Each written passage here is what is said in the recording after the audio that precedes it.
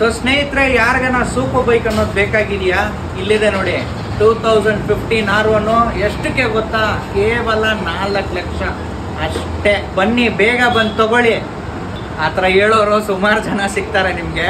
ಏಮಾರಕ್ ಹೋಗ್ಬಿಡಿ, ಇದು ಏಮಾರಿರೋ ಕೇಸ್ ಇದು.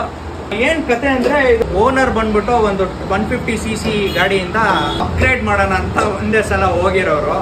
ಅವ್ರಿಗೆ ಸೂಪರ್ ಬೈಕ್ ಅನ್ನೋ ನಾಲೆಜ್ ಅಥವಾ ಏನೆಲ್ಲ ನಾವು ಚೆಕ್ ಮಾಡಬೇಕು, ಒಂದು ಯೂಸ್ಡ್ ಸೂಪರ್ ಬೈಕ್ ನೋಡ್ಬೇಕು, ಆ ನಾಲೆಜ್ ಇರ್ಲಿಲ್ಲ ಪಾಪ.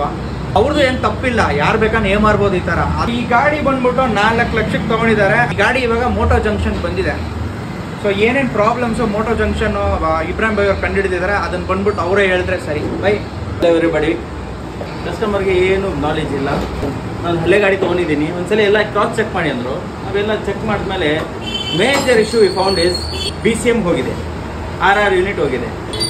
ಮೂರನೇದು the biggest thing, engine second cylinder and third cylinder almost bored and come to an end.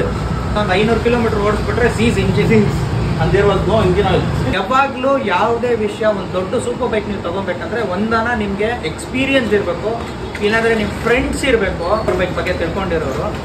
ಇಲ್ಲ ಅಂದ್ರೆ ಯಾರು ಗೊತ್ತಿಲ್ಲ ಅಂದ್ರೆ ಯಾರಿಗಾನ ಹುಡುಕ್ಬಿಟ್ಟು 4 ಜನರು ಕೇಳ್ಬಿಟ್ಟು ಒಂದು ಸೂಪರ್ ಬೈಕ್ಸ್ ತಗೊಳ್ರಿ. ಯಾಕಂದ್ರೆ ಈ ನಡುವೆ ಈ ಒಂದು ಏಮಾರಿಸೋದು ಸ್ಕ್ಯಾಮ್ ಅನ್ನೋದು ಸ್ವಲ್ಪ ಜಾಸ್ತಿ ಆಗ್ಬಿಟ್ಟಿದೆ ನಮ್ಮ ಇಂಡಿಯಾನಲ್ಲಿ. ಸೂಪರ್ ಬೈಕ್ಸ್, ADV ಬೈಕ್ಸ್ ಅನ್ನೋ ಜಾಸ್ತಿ ಆಗಿದ್ರಿಂದ easy accessible used super bikes, ಅದರಲ್ಲೂ ಏಮಾರಕ್ಕೆ ಶುರು ಮಾಡಿಬಿಟ್ರೆ ಎಲ್ಲಿ ಹೋಗೋಣ ನಮ್ಮಂತ ಬೈಕರ್ಸ್ ಹೇಳಿ. ಈ ರೀಲ್ನ ಪ್ರಿವೆಂಟಿವ್ ಮೆಷರ್ ತರ ಶೇರ್ ಮಾಡಿ ನಿಮ್ಮ ಹಲವಾರು ಫ್ರೆಂಡ್ಸ್ಗೆ ಅಥವಾ ನಿಮ್ಗೆ ಗೊತ್ತಿರೋರಿಗೆ ಅಥವಾ ಯಾರು ಈ ತರ ನಡೆದಿದೆ, ಈ ತರ ವಾಪಸ್ ಆಗ್ಬಾರ್ದು ಅಂತ. Take care.